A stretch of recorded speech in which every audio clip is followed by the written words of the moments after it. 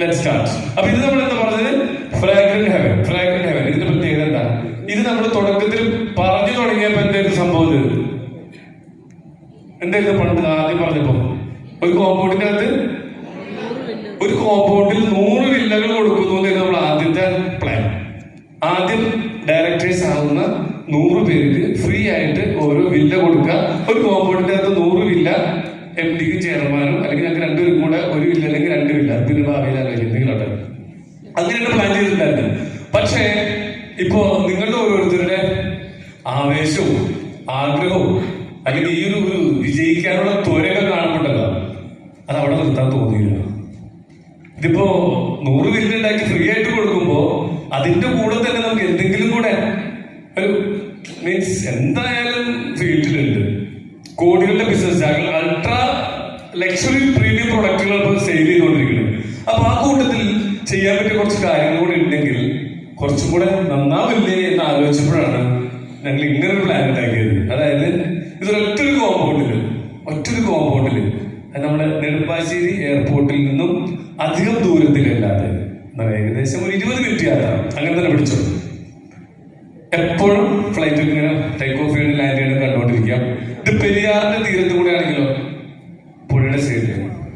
Okay, അങ്ങനെ പെരിയാർ കൊടുത്തില്ല. ഇതൊരു എക്സാക്ട് ഫുൾ പ്ലാൻ അല്ല, എന്നാലും ഏകദേശം. ഇവിടെ നമുക്ക് എന്തൊക്കെ ഉണ്ടാവും? നമ്മൾ പറഞ്ഞ ആ ഫ്രാഗ്രന്റ് ഹെവനിലേക്കുള്ള നമ്മൾ പഴയ പറയാനുള്ള 100 വില്ലകൾ അതാണ് ഓൾറെഡി ഉണ്ടാവും, ഫ്രീ ആയിട്ട് കൊടുക്കാനുള്ള 100. അതുകൂടാതെ സീനിയർ സിറ്റിസണുള്ള luxury living. Senior citizen luxury living എന്ന് പറയുമ്പോൾ വിദേശത്തൊക്കെ മക്കളും പേരക്കുട്ടികളൊക്കെ വിദേശത്തായിരിക്കും. അപ്പോൾ അവരുടെ ഗ്രാൻഡ് പാരന്റ്സിനൊന്ന് വന്ന് കണ്ടു വേഗം പോകണം. എയർപോർട്ടിൽ വരുന്നു, 20 മിനിറ്റ് യാത്രയോടെ എത്തുന്നു, 1-2 ദിവസം സ്പെൻഡ് ചെയ്യുന്നു, തിരിച്ചു പോകുന്നു.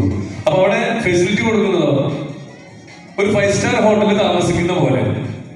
ഒരു 5 സ്റ്റാർ ഹോട്ടലിൽ താമസിക്കുന്നതോടെ എന്തൊക്കെ അവൈലബിൾ ആയിരിക്കും? ബെഡ് കോഫി മുതൽ ഹൗസ് കീപ്പിംഗ് മുതൽ ഫുഡ്, ക്ലീനിങ്, വാട്ടർ. നമുക്ക് എന്താ പണിയുള്ള?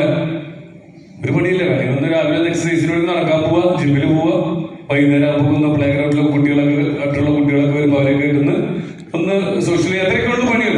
അപ്പൊ ആ രീതിയിലുള്ള ഒരു സീനിയർ സിറ്റിസൺ ലിവിംഗ് സ്പേസും കൂടെ നമ്മളിതില് ഈ വില്ലയുടെ കൂടെ തന്നെ കുറച്ച് വില്ലകൾ കൂടെ ഉണ്ടാവും. ഓക്കെ, അതുകൂടാതെ ഒരു 500 മുതൽ 1000, ഒരു 500-നും 1000-നും വേണ്ടിയുള്ള അപ്പാർട്ട്മെന്റ്സ് ഉണ്ടാവും. ഓക്കെ, ഫ്ലാറ്റുകൾ. അതുകൂടാതെ വാട്ടർ ഫ്രണ്ട് ആയിട്ടുള്ള കുറച്ച് റിസോർട്ടുകൾ ഉണ്ടാവും. അത് കേവ് മോഡൽ വേണോ, വില്ല മോഡൽ വേണോ, അതൊക്കെ നമുക്ക് പിന്നീട് പ്ലാനിങ്ങിലൂടെ വരുന്നുണ്ടാവും. ഇതിനെല്ലാത്തിനപ്പുറം നമുക്ക് ഇതിൽ